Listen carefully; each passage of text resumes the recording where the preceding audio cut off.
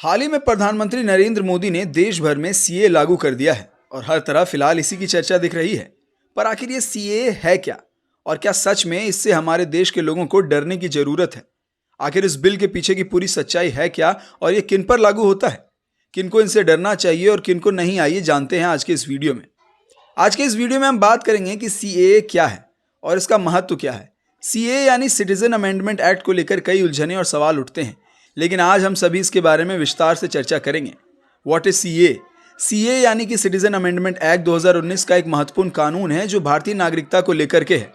यह कानून भारतीय संविधान में संशोधन का अंश है और इसे प्रमुख उद्देश्य मुस्लिम विश्वास और पाकिस्तान, बांग्लादेश और अफगानिस्तान से आए हिंदू, सिख, बौद्ध, जैन, पारसी और ईसाई धर्म संबंधित व्यक्तियों को नागरिकता प्रदान करना है। सीए का प्रस्ताव 2016 में आया था और 2019 में यह कानून बन गया। क्या सीए मुसलमानों को छूट देता है? सीए ने सिर्फ उन धर्मों के लोगों को नागरिकता प्रदान करने का प्रावधान दिया है जो अपने देशों में धर्म द्वारा उत्पीड़ित हैं। यह कानून मुस्लिमों को नागरिकता से किसी भी रूप से छूट नहीं देता है। Objectives of CA. सीए का मुख्य उद्देश्य था धार्मिक अल्पसंख्यक समुदायों जैसे हिंदू, सिख, बौद्ध, जैन, पारसी और ईसाई धर्म के लोगों को भारतीय नागरिकता प्रदान करना। Who is eligible under CA? CA के अनुसार जिन लोगों ने अगस्त 2014 से पहले भारत में आकर रहा है वो उपरोक्त धर्मों के प्रतिनिधि होते हैं और उन्हें भारतीय नागरिकता प्रदान की जाती है।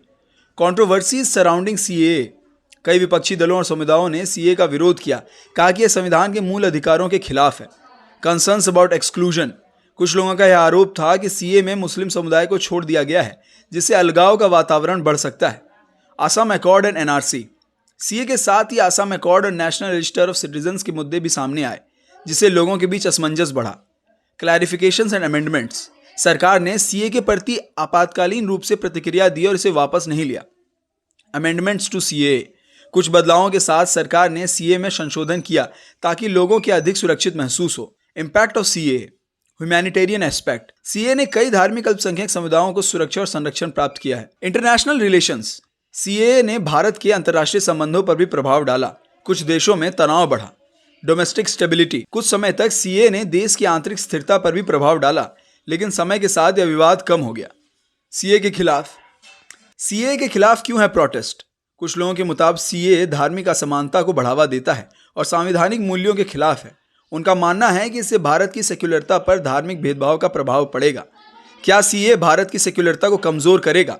कुछ लोगों का मानना है कि सीए भारत की सेक्युलरता को कमजोर कर सकता है, लेकिन सरकार इस धारणा को खारिज करती है और कहती है कि यह कानून सिर्फ धार्मिक उत्पीड़ितों को न्याय देने का प्रयास है। कंक्लूजन।